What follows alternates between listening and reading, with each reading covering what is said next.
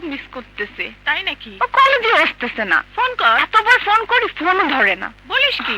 কারণটা কি বুঝতে পারতেছে না।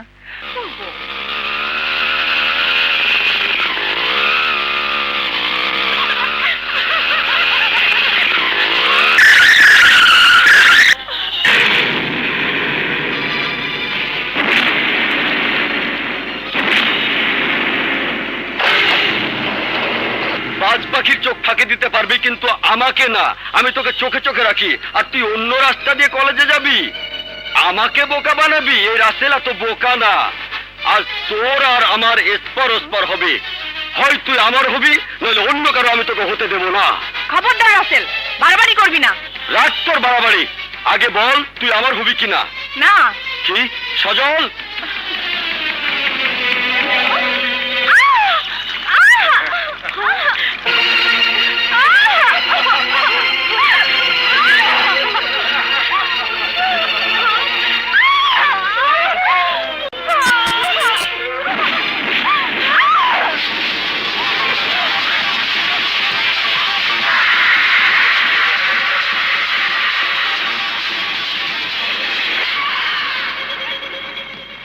ওর নাম মারুফ চৌধুরী, এমএসএস ফার্স্ট ক্লাস। অনেক শিক্ষিত বেকারের সেও একজন, কিন্তু ব্যতিক্রম শুধু একটাই, ও প্রতিবাদ করতে জানে। চোখের সামনে অন্যায় হতে দেখলে তার হাত পা মুখ কোনোটাই বন্ধ রাখা ওর অভ্যেসে নেই।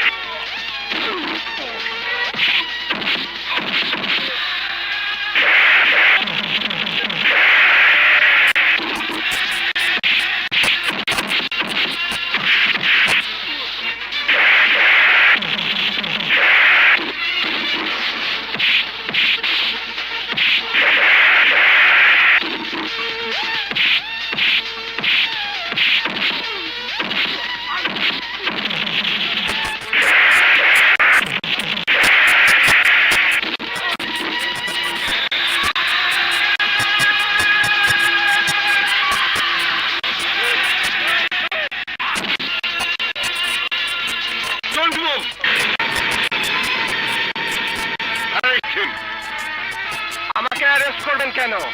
কি অন্যায় করেছি আমি? রাস্তার উপর মাস্তানি করা অন্যায়, আইন নিজের হাতে তুলে নেওয়া অন্যায়। অন্যায়? অন্যায় না করে কি করতাম? এই লোকগুলোর মতো রাস্তার পাশে এইভাবে হাত গুটিয়ে দাঁড়িয়ে থাকতাম?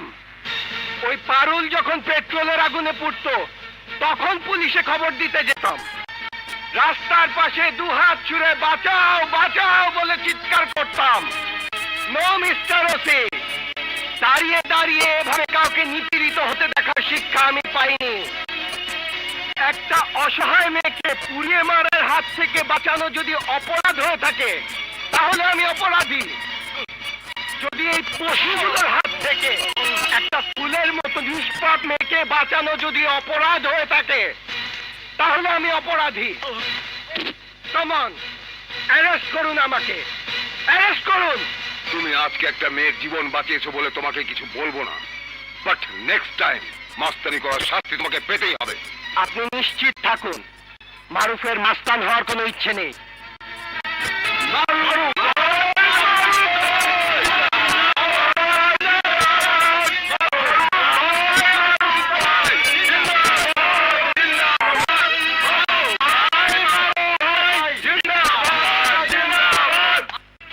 সালমা, সালমা,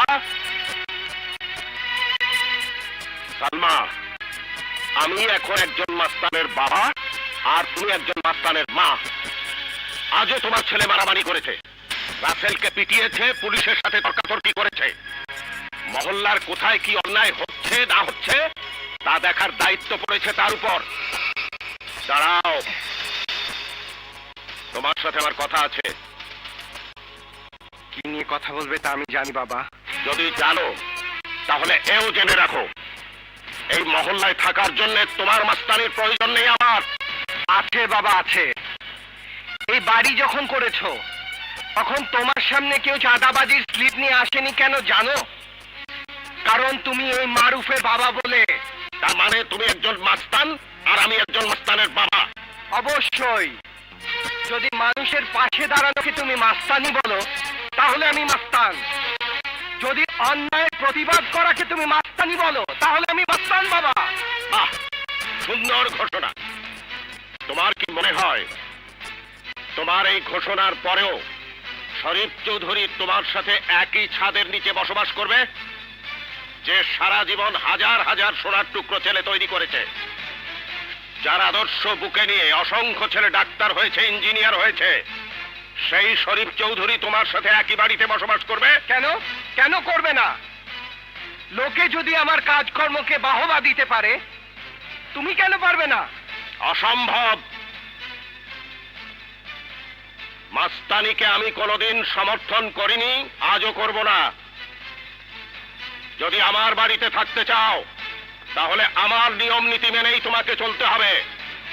কিন্তু আমার বিবেক, আমার দায়িত্ববোধ যদি আমাকে হাত উঠাতে বাধ্য করে, তখন তখন আমি কি করব?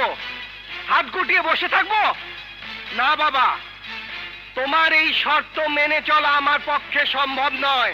সম্ভব যদি না হয় তাহলে আমার পক্ষেও তোমার সাথে একই ছাদের নিচে বসবাস করা সম্ভব নয়। তুমি কি আমাকে হুমকি দিচ্ছ? না, হুমকি না। আমার কথা না শুনলে আমার সমস্ত সহায় সম্পত্তি থেকে আমি তোমাকে বঞ্চিত করব। তার মানে আমাকে ত্যায্য করবে? হ্যাঁ। ওকে, কাটাকাটি, রিলেশনশিপ শেষ। I am living this house. Maruf, এটা কি বলছিস বাবা? তোর কি মাথা খারাপ হয়ে গেছে? তোর বাবা তো সব সময় সব কথাই বলে। প্রত্যেক দিন এইসব কথা শুনতে আমার ভালো লাগে না মা। উনি আমাকে ত্যায্য করার আগে আমি ওনাকে ত্যায্য করে চলে যেতে চাই। কি? বেরিয়ে যাও আমার বাড়ি থেকে। বেরিয়ে যাও। Good bye dad. Let him go. Salma, ওকে যেতে দাও।